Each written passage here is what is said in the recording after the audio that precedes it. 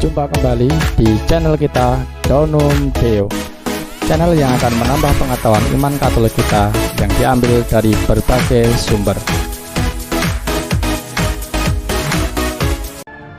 He took bread and giving thanks broke it and gave it to his disciples saying, Terimalah Take dan this, makanlah. all of you, and eat of it. Inilah tubuhku For this is yang my body, dikorbankan which will bagimu. be given up for you. Ini adalah penggalan kata-kata konsekrasi yang diucapkan para imam pada waktu doa syukur aku, dan yang karenanya serta berkat daya Roh Kudus, roti dan anggur berubah menjadi tubuh dan darah Kristus.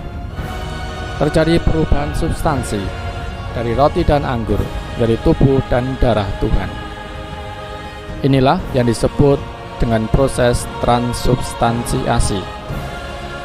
Namun dalam perjalanan gereja, Tuhan terkadang meneguhkan iman umat dengan kehadirannya secara kasat mata, yakni terjadi perubahan bentuk menjadi daging dan darahnya sendiri, atau yang disebut dengan mukjizat Ekaristi. Nah, dalam video ini kita tampilkan 3 mukjizat Ekaristi terbaru di awal abad ke-21. Mukjizat pertama, mukjizat Ekaristi di Meksiko.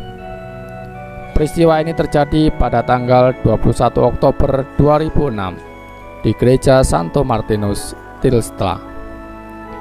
Menjelang ibadat adorasi jam 3 sore, umat berkumpul di gereja. Ketika Pastor Jose Gudino hendak mentahtakan sakramen Maha Kudus, hosti kudus tersebut sudah berlumuran cairan warna merah. Sesaat kemudian sang pastor mendengar suara, "Dirikanlah kapel adorasi di tempat ini." Peristiwa itu kemudian dilaporkan kepada uskup setempat dan dimulailah penyelidikan. Penelitian ini memakan waktu beberapa tahun dan hasilnya diterbitkan pada tahun 2013. Cairan merah tersebut memang darah manusia yang mengandung DNA dan hemoglobin. Golongan darahnya AB positif, jenis yang sama seperti yang ditemukan dalam mukjizat Ekaristi lainnya dan kain kafan suci Turin. 2 mukjizat di Polandia. Peristiwa ini terjadi pada tanggal 12 Oktober 2008 di Gereja Santo Antonius, Sokokal. Ketika sedang pembagian komuni, ada hosti yang terjatuh. Kemudian imam mengambilnya dan menempatkan dalam vaskulum atau wadah kecil berisi air untuk melarutkannya dan menguburkannya. Itulah ritual yang akan dilakukan untuk hosti yang rusak atau kotor. Seusai misa, ketika hendak melakukan ritual penguburan, tercium aroma wangi dari vaskulum, dan ketika dilihat, ternyata sebagian hosti tersebut berubah menjadi gumpalan darah. Potongan hosti berdarah kemudian diteliti oleh para ahli patologis, dan para ahli mencapai kesimpulan yang sama, yakni sampel yang diperiksa bukanlah gumpalan atau darah. Ini adalah jaringan otot jantung manusia dan masih segar.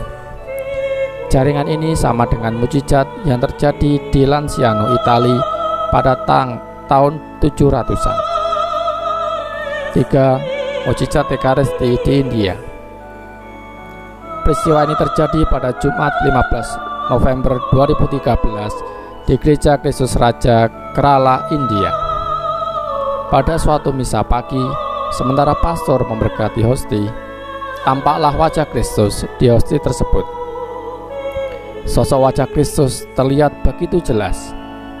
Pastor dan umat yang hadir dapat menyaksikan hal tersebut.